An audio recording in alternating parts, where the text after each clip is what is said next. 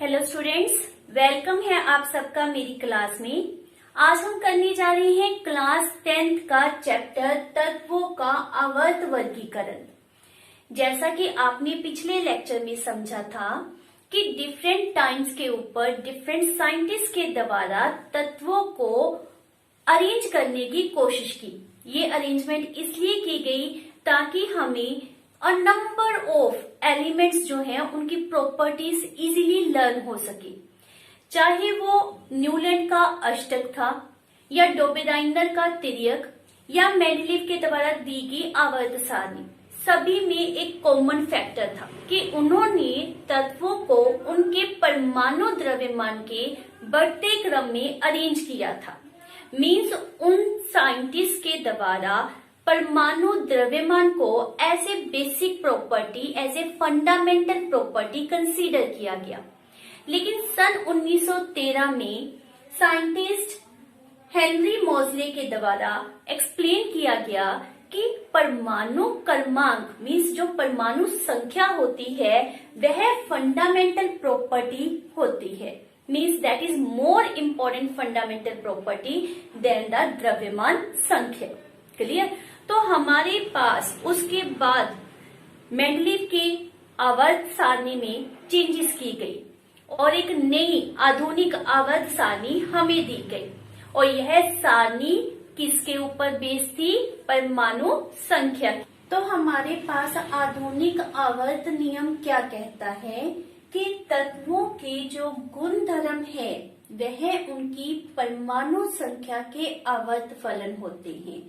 Means जब हम तत्वों को उनके बढ़ते हुए परमाणु संख्या के क्रम में अरेंज करेंगे तो उनमें जो रासायनिक गुण है या भौतिक गुण है वह एक निश्चित अंतराल के बाद दोबारा रिपीट होंगी। मीन्स जो प्रॉपर्टीज होती हैं they are periodic function of their atomic number. और परमाणु संख्या को हम सिंबल Z से रिप्रेजेंट करते हैं।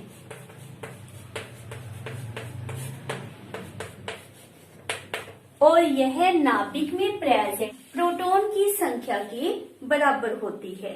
मीन्स यदि हम कह रहे हैं कि कैल्शियम में प्रोटॉन्स 20 है तो इट मीन्स उसकी परमाणु संख्या भी कितनी है?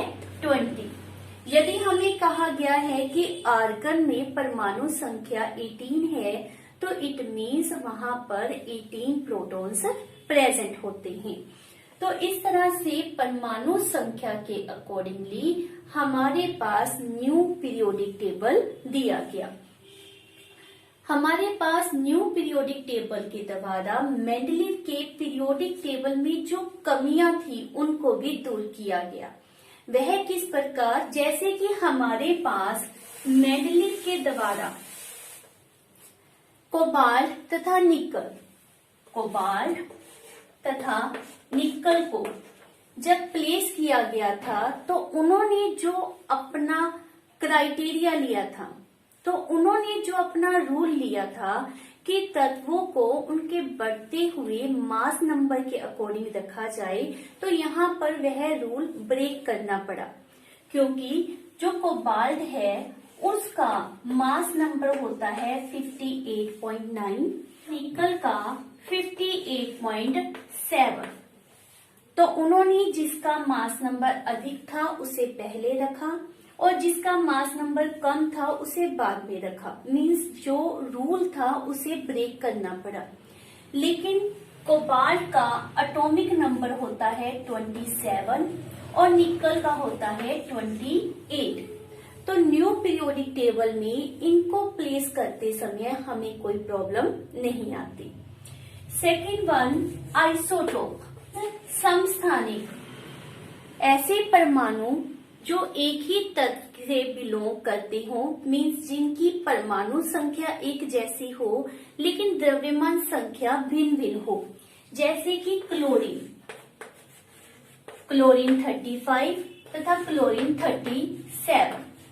तो मेंडलीव के लिए समस्थानिकों को प्लेस करना एक बहुत बड़ी चुनौती थी क्योंकि उनका जो पीरियोडिक टेबल था वह द्रव्यमान संख्या पर आधारित था, लेकिन न्यू पीरियोडिक टेबल में इन दोनों को एक ही प्लेस के ऊपर रखा जा सकता है, क्योंकि जो क्लोरीन है उसका एटॉमिक नंबर 17 होता है, वेदर उसका मास नंबर 35 हो या फिर 37, उसको एक ही प्लेस पर न्यू पीरियोडिक टेबल में रखा जाएगा। तो इस प्रकार आइसोटोप की प्लेसमेंट के लिए भी न्यू पीरियोडिक टेबल में कोई प्रॉब्लम नहीं थी। थर्ड वन, मेंडलीव के पीरियोडिक टेबल में दो तत्वों के बीच कितना डिफरेंस होगा मास नंबर का, यह निश्चित नहीं था। जैसे कि जब हमारे पास लिथियम से बेरिलियम, बोरोन, कार्बन इस तरह से हम मूव कर रहे हैं, तो लिथियम के पास मास नंबर होता है 7, बेरिलियम 9, बोरोन का 11, कार्बन 12।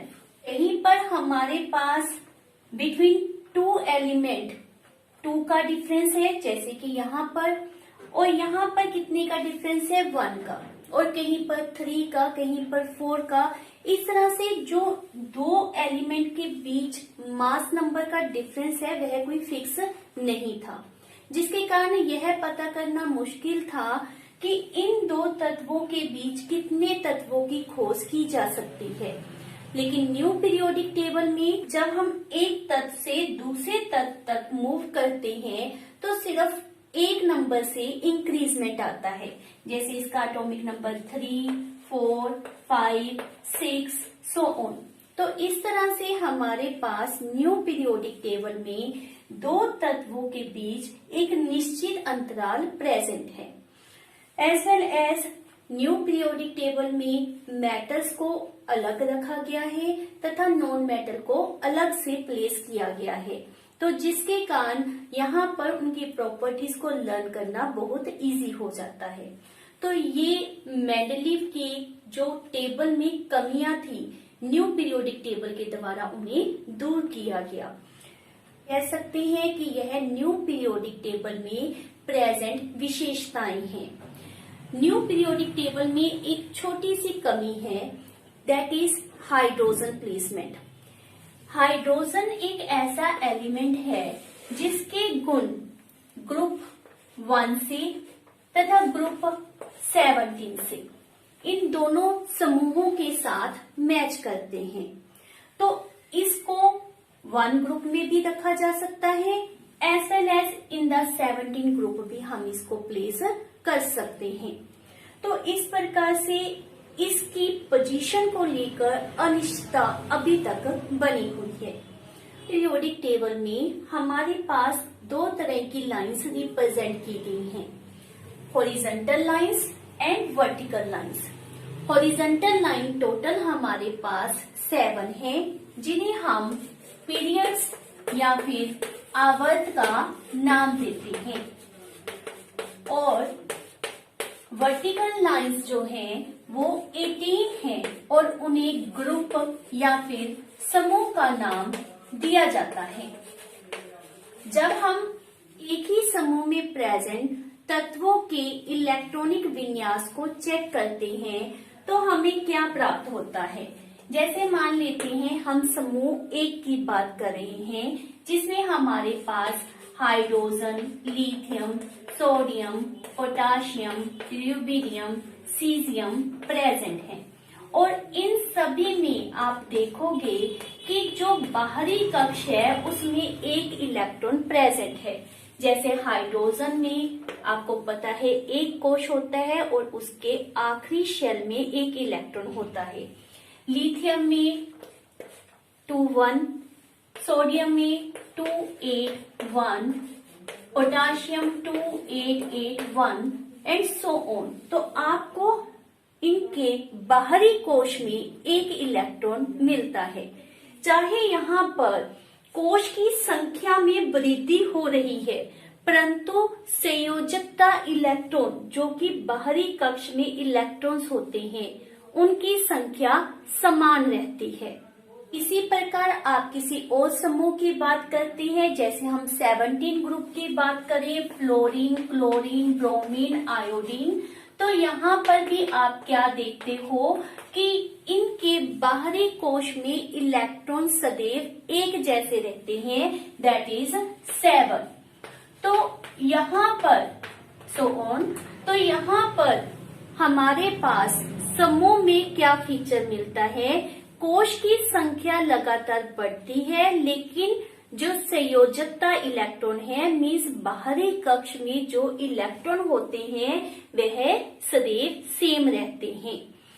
लेकिन जब हम आवर्त की बात करते हैं, जैसे कि मान लेते हैं हम सेकंड आवर्त को ले लेते हैं, उसमें हमारे पास कौन कौन से एलिमेंट प्रेजेंट है, lithium, beryllium, boron, carbon, nitrogen, oxygen, fluorine and neon.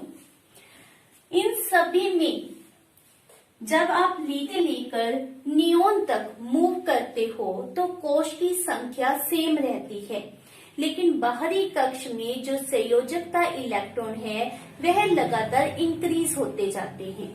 जैसे कि यहाँ पर हमारे पास इलेक्ट्रॉनिक विन्यास क्या है, 2-1, इसमें 2-2, 2-3, 2-4, 2-5, 2-6, 2-7, 2-8। क्लियर? एटॉमिक नंबर एक नंबर 3, 4, 5, 6, 7, 8, 9, 10, तो उसी अकॉर्डिंगली यह हमारे पास इनमें इलेक्ट्रॉनिक विन्यास आता है।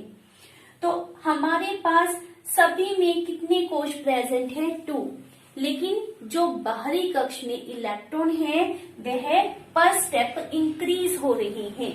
तो आवर्त में कोश की संख्या समान रहती है, लेकिन जो बाहरी कक्ष में इलेक्ट्रॉन है उसमें इंक्रीजमेंट आती है।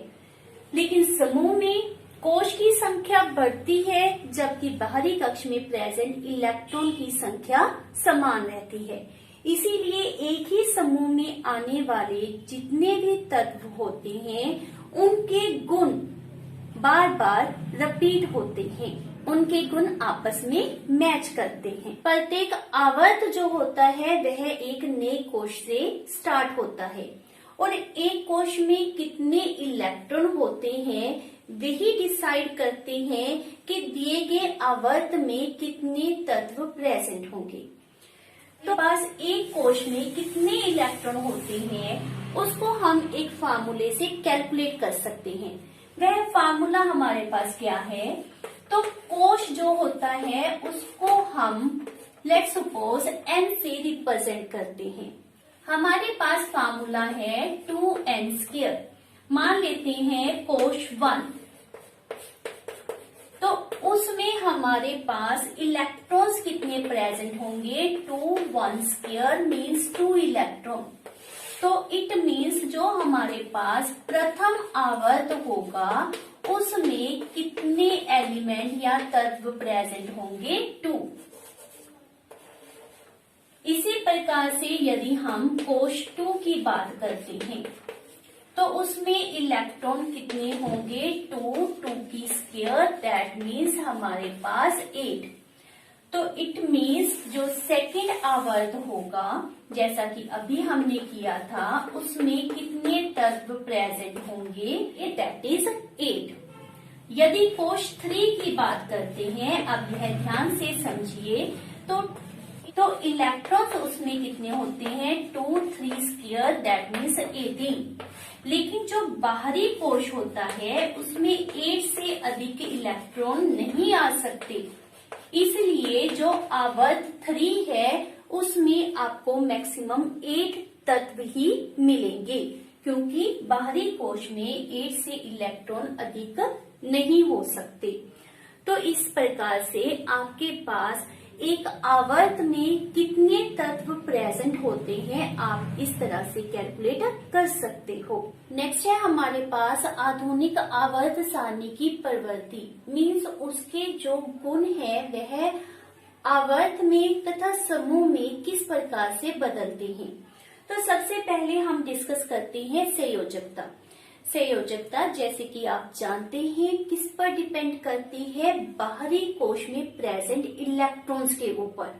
और जो अभी हमने डिस्कस किया उसमें आपको मेंशन किया गया है कि समूह में बाहरी इलेक्ट्रॉन की संख्या समान रहती है, संयोजकता इलेक्ट्रॉन समान रहते हैं। तो इट मीन्स एक समूह में जितने भी तत्व प्रेजेंट होंगे उनकी संयोजकता समान होगी। यदि हम बात करते हैं फर्स्ट ग्रुप की, जिसमें हमारे पास hydrogen, lithium, sodium, potassium, so on element present हैं। अगर आपको ओनली हाइड्रोजन के बारे में ही नॉलेज है कि उसके बाहरी कोश में एक इलेक्ट्रॉन है, तो इट मीन्स इन सभी में भी क्या होगा, उनके बाहरी कोश में एक इलेक्ट्रॉन प्रेजेंट होगा। जैसे कि यहाँ पर हमारे पास एटॉमिक होता है, यहाँ पर एटॉमिक नंबर 11 होता है और यहाँ पर एटॉमिक नंबर 19 होता है। तो हम इनका इलेक्ट्रॉनिक विन्यास इस प्रकार से लिखेंगे, सभी के बाहरी कक्ष में एक इलेक्ट्रॉन है। तो ग्रुप 1 की संयोजकता कितनी मिलेगी आपको? 1। क्लियर? इसी प्रकार से आप किसी भी समूह के लिए मेंशन कर सकते हो कि यदि आपके पास किसी एक तत्व के बाहरी इलेक्ट्रॉन के बारे में नॉलेज है तो आप उस ग्रुप में प्रेजेंट सभी एलिमेंट की संयोजकता मेंशन कर सकते हो। तो एक ग्रुप में प्रेजेंट तत्वों की संयोजकता एक जैसी रहती है, उसमें बदलाव नहीं होता। जब हम आवर्त की बात करते हैं तो हमने क्या मेंशन किया है कि आवर्त में लगातार संयोजकता इलेक्ट्रॉन बदलते जाते हैं। तो लिथियम टू नियोन संयोजकता जो है वो बदलती जाएगी। किस तरह से बदलाव आता है आपको पता है। यहाँ पर कौन कौन से एलिमेंट प्रेजेंट हैं, तो इसमें हमारे पास संयोजकता कितनी होती है? 1, जैसे अभी मेंशन किया। इसके बाहरी कोश में इलेक्ट्रॉन कितने प्रेजेंट होते हैं? 2, तो संयोजकता 2। इसमें 3 तो संयोजकता 3, इसमें 4 तो संयोजकता 4। और उसके बाद आपने क्या करना होता है, संयोजकता पता करने के लिए बाहरी इलेक्ट्रॉन को 8 से माइनस करना होता है। जैसे इसमें 5 इलेक्ट्रॉन है, इसमें 6, इसमें 7, इसमें 8। तो अब 8 में से इसको माइनस करोगे तो इसकी संयोजकता 3, 2, 1 एंड 0, क्योंकि ये अक्रियाशील गैसें होती हैं। तो संयोजकता आवर्त में रेगुलरली चेंज होती है जबकि समूह में एक जैसी रहती है। नेक्स्ट है परमाणु साइज। परमाणु साइज मीन्स परमाणु की त्रिज्या। जैसे कि जो हाइड्रोजन परमाणु है उसकी परमाणु त्रिज्या होती है 37 पिकोमीटर। 37 पिकोमीटर। यहाँ पर पिकोमीटर का मीनिंग क्या होता है? 10 की पावर -12 मीटर। मीन्स उसकी जो परमाणु त्रिज्या है वह बहुत ही छोटी होती है। एक स्वतंत्र परमाणु के लिए केंद्र से लेकर बाहरी कक्ष तक जो डिस्टेंस होता है, जो दूरी होती है, उसे हम परमाणु त्रिज्या या फिर परमाणु साइज से रिप्रेजेंट करते हैं। तो समूह तथा आवर्त में परमाणु साइज में किस तरह से बदलाव आता है, तो पहले हम डिस्कस कर रहे हैं आवर्त के लिए। आवर्त कोई भी आप सपोज कर सकते हैं, जैसे हम नॉर्मली सेकंड आवर्त को ले रहे हैं lithium, beryllium, boron, carbon, nitrogen, oxygen, fluorine and last is neon. Clear? तो बाईं से दाईं तरफ जाते हुए किस तरह से आवर्त में परमाणु साइज बदलता है वह हमने देखना है। जब हमने इनको रिप्रेजेंट किया, लेट्स सपोज हम लिथियम को रिप्रेजेंट कर रहे हैं, यह हमारा नाभिक, यह फर्स्ट कोश तथा यह सेकंड कोश। लिथियम में एटॉमिक नंबर होता है 3, तो इट मीन्स आंतरिक कोश में 2 इलेक्ट्रॉन है और बाहरी कोश में 1। बेरिलियम में यहाँ पर 2 इलेक्ट्रॉन हो जाएंगे, 3, 4, 5, 6, सो ऑन। जैसे हम फ्लोरीन तक पहुंच जाते हैं तो हमारे पास एटॉमिक नंबर होता है 9 to 7। मीन्स आंतरिक कोश में वही 2 इलेक्ट्रॉन और बाहरी कोश में इलेक्ट्रॉन कितने हो जाएंगे? 7, 4, 5, 6 एंड 7। तो देखने में हमें क्या अपीयर होता है कि साइज एक जैसा है क्योंकि कोश की संख्या एक जैसी है, परंतु ऐसा नहीं है। लगातार यहाँ पर जैसे जैसे परमाणु संख्या बढ़ती है तो यहाँ पर जो प्रेजेंट प्रोटॉन्स हैं उनकी संख्या बढ़ेगी। तो यहाँ पर जो नाभिक में आवेश है, पॉजिटिव आवेश होता है, वह लगातार बढ़ रहा है, जिसके कारण वह बाहरी इलेक्ट्रॉन को अपनी तरफ खींचना शुरू कर देगा विद मोर पावर। जैसे जैसे यहाँ पर आवेश बढ़ेगा वैसे वैसे उसकी बाहरी इलेक्ट्रॉन को अपनी तरफ खींचने की जो पावर है वह भी बढ़ जाएगी। रिजल्ट क्या होगा कि इसका जो क्लाउड होगा वह अंदर की तरफ खींचा जाएगा, जिसके कारण साइज डिक्रीज हो जाएगा। चाहे कोश की संख्या सेम है, लेकिन जैसे जैसे इलेक्ट्रॉन बढ़ेगा उस तरह से नाभिक में आवेश, पॉजिटिव आवेश बढ़ जाता है और वह बाहरी इलेक्ट्रॉन को पूरी पावर से स्ट्रोंगली खींचता है, जिसके कारण उसका साइज डिक्रीज हो जाएगा। मीन्स जब आप बाईं से दाईं तरफ मूव करते हो तो साइज जो होता है वह डिक्रीज होगा कि नाभिकीय आवेश जो है वह लगातार बढ़ रहा है। परंतु जब हम समूह की बात करते हैं तो समूह के लिए हम फर्स्ट समूह को ले लेते हैं। उसमें हमारे पास क्या प्रेजेंट है? लिथियम, उसके बाद फर्स्ट वन हाइड्रोजन होता है, उसके बाद लिथियम, देन सोडियम, पोटाशियम। तो लिथियम को हमने दिखाया हुआ है, इससे नेक्स्ट सोडियम को हम रिप्रेजेंट कर रही हैं, जिसका एटॉमिक नंबर कितना होता है? 11। तो यहाँ पर पॉजिटिव न्यूक्लियस, उसके बाद फर्स्ट कोश में 2 इलेक्ट्रॉन, नेक्स्ट में आपके पास 8 इलेक्ट्रॉन और उससे नेक्स्ट में 1 इलेक्ट्रॉन। इस तरह से हम पोटाशियम के लिए रिप्रेजेंट करेंगे, उसमें 1 कोश हमारे पास और आ जाएगा। तो जब आप समूह में ऊपर से नीचे की तरफ मूव कर रहे हो तो लगातार कोश की संख्या इंक्रीज हो रही है और ये आपको नजर भी आ रहा है कि साइज बढ़ रहा है। चाहे यहाँ पर आवेश बढ़ रहा है, लेकिन आवेश में उतना इंक्रीजमेंट नहीं आता जितना कि कोश की संख्या बढ़ने से साइज बढ़ जाता है, जिसके कारण बाहरी इलेक्ट्रॉन तथा नाभिक के बीच में दूरी बढ़ गई। अब वह अधिक पावर से बाहरी इलेक्ट्रॉन को नहीं खींच सकेगा और साइज क्या हो जाएगा? इंक्रीज। इट मीन्स जब हम समूह में मूव करते हैं तो यहाँ पर आपने प्रभावी नाभिकीय आवेश को लेना है। मीनिंग क्या होता है कि ये होता है नाभिकीय आवेश। जब आपके पास आंतरिक कोशों की संख्या बढ़ती जाती है तो उसे हम कहते हैं स्क्रीनिंग इफेक्ट, और उसको जब आप नाभिक आवेश में से, न्यूक्लियर चार्ज में से माइनस कर देते हो तो आपके पास आता है इफेक्टिव न्यूक्लियर चार्ज, मीन्स प्रभावी नाभिकीय आवेश। तो यहाँ पर प्रभावी नाभिकीय आवेश कम है, जिसके कारण साइज रेगुलरली बढ़ रहा है। तो हमारे पास आवर्त में जब हम मूव करते हैं तो साइज रेगुलरली क्या होगा?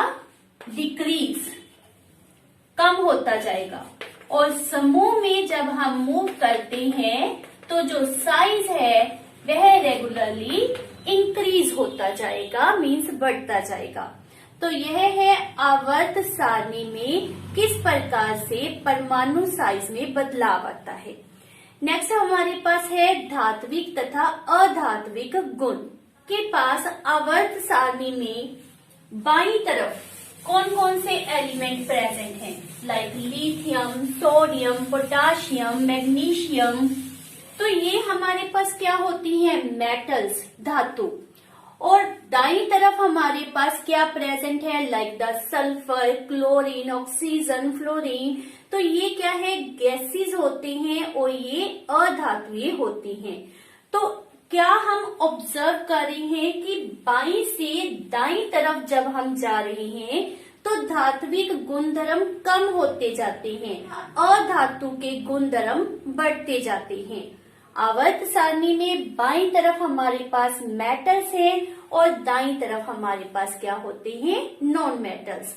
और इन दोनों को सेपरेट किया जाता है विद दिस लाइन, जो आपके पास सीढ़ी की तरह यह लाइन रिप्रेजेंट की गई है।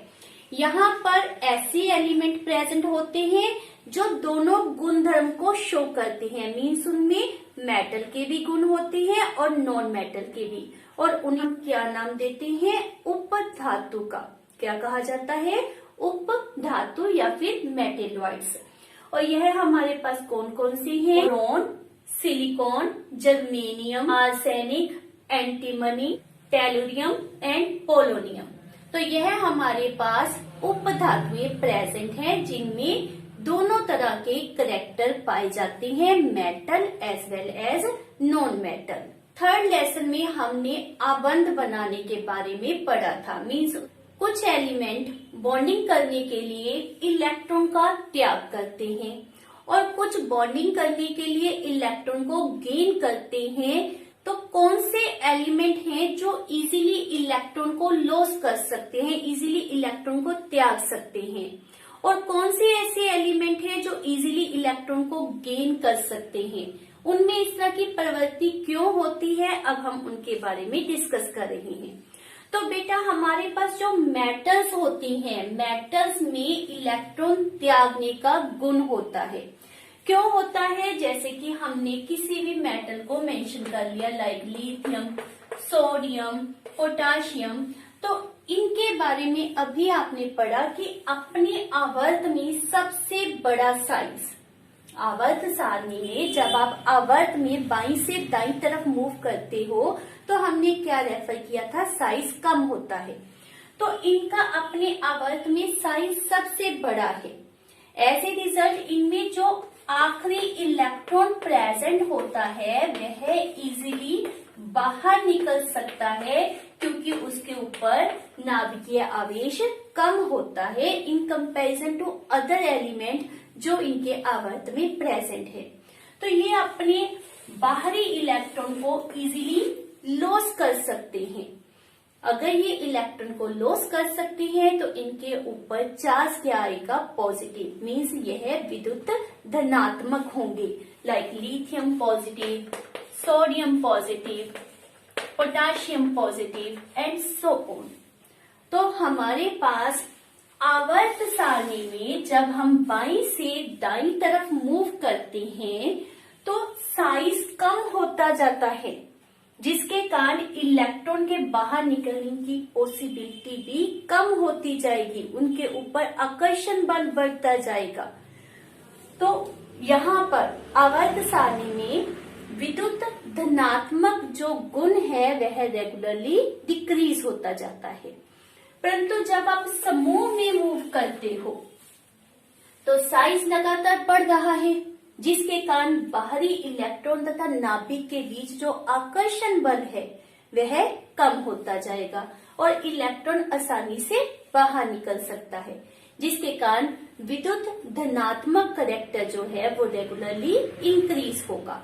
तो समूह में हमारे पास ऐदर मेटेलिक करेक्टर है या फिर विद्युत धनात्मक करेक्टर है वो इंक्रीज होगा, और आवर्त में हमारे पास मेटेलिक करेक्टर जो होता है वह डिक्रीज होता है, या कह लो विद्युत धनात्मक करेक्टर डिक्रीज होगा और विद्युत ऋणात्मक करेक्टर क्या होगा, इंक्रीज। जैसे कि हमारे पास फ्लोरीन की बात करें, आवर्त सेकंड में आपके पास नियोन को छोड़ देते हैं बिकॉज वह अक्रियाशील गैसें हैं। तो 17 ग्रुप में हमारे पास सेकंड आवर्त में क्या प्रेजेंट है, फ्लोरीन।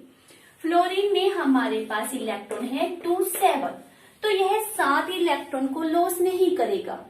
आप जानते हो इसने अपने आउटर ऑर्बिट को पूरा करना होता है, मीन्स इसको 8 इलेक्ट्रॉन चाहिए, तो यह क्या करेगा, 1 इलेक्ट्रॉन गेन करेगा।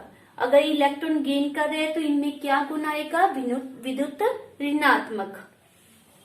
तो बाईं से दाईं तरफ जाते हुए विद्युत धनात्मक करैक्टर तो कम होता जाएगा, लेकिन विद्युत ऋणात्मक जो करैक्टर होता है वह रेगुलरली इंक्रीज होता जाएगा। तो ये आपने दिमाग में रखो कि ऊपर से नीचे जाते हुए मेटेलिक करैक्टर इंक्रीज होगा, मीन्स धनात्मक करैक्टर भी इंक्रीज होगा।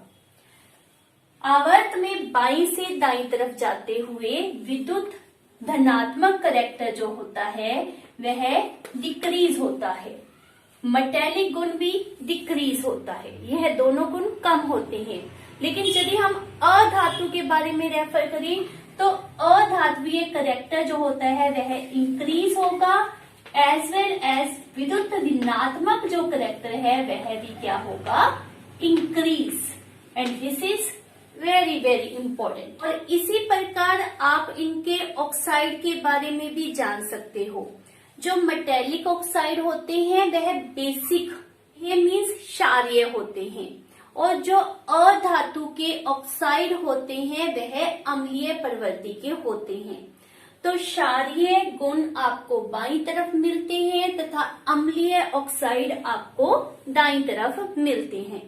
तो दिस इज क्वाइट इंटरेस्टिंग, और इससे जुड़े हुए बहुत से इंटरेस्टिंग क्वेश्चन हैं, उनमें से एक फ्यू अभी हम डिस्कस कर रहे हैं। तो यदि हमारे पास प्रश्न पूछा गया है कि ऐसे 3 तत्वों के नाम लिखो जिनके बाहरी कोश में एक इलेक्ट्रॉन हो, तो हमारे पास आवर्त सारणी का पहला समूह, जिसमें बहुत एग्जाम्पल के साथ अभी हमने डिस्कस किया कि बाहरी कोश में एक इलेक्ट्रॉन होता है, तो आंसर क्या आ जाएगा, lithium, sodium, potassium, so on. किसी की भी एग्जाम्पल आप समूह 1 से दे सकते हो।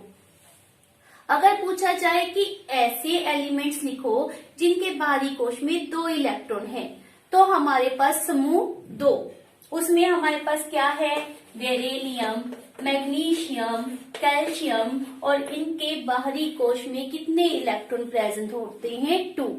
आपने सिर्फ फर्स्ट एलिमेंट को अच्छी तरह से कॉन्फ़िगरेशन माइंड में रखनी है, उसके बाद समूह में प्रेजेंट एलिमेंट में से किसी का भी नाम रेफर कर सकते हो, क्योंकि हमारे पास समूह में आखिरी कक्ष में इलेक्ट्रॉन सेम रहते हैं।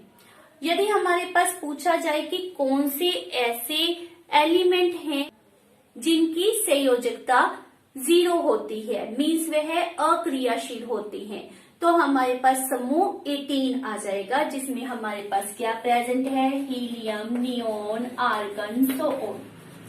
इस प्रकार से ही आपके पास प्रश्न पूछा जाता है कि ऐसे तत्व का नाम बताओ जिसमें 2 कोश हो और वह दोनों पूरी तरह से भरे हों। तो हमारे फार्मूला 2n² के अकॉर्डिंगली पहले कोश में 2 इलेक्ट्रॉन पूरा भर जाएगा, दूसरे कोश में 8 इलेक्ट्रॉन वह भी पूरा भर जाएगा। क्या नाम होता है कोश का, K तथा L। ये दोनों पूरे भर गए, कितना नंबर आ गया हमारे पास, 10, और 10 के ऊपर आपको पता है कौन सा एलिमेंट होता है, नियोन। तो अ नंबर ऑफ क्वेश्चंस इस तरह से आप सॉल्व कर सकते हो। इस टॉपिक को अच्छी तरह से लर्न करो। वैसे संयोजकता है, परमाणु साइज, धात्विक अधात्विक, कौन से क्वेश्चन इससे रिलेटेड आपसे पूछे जा सकते हैं। सो बेस्ट ऑफ लक, इनको अच्छी तरह से आपने लर्न करना है। Thank you for watching my video.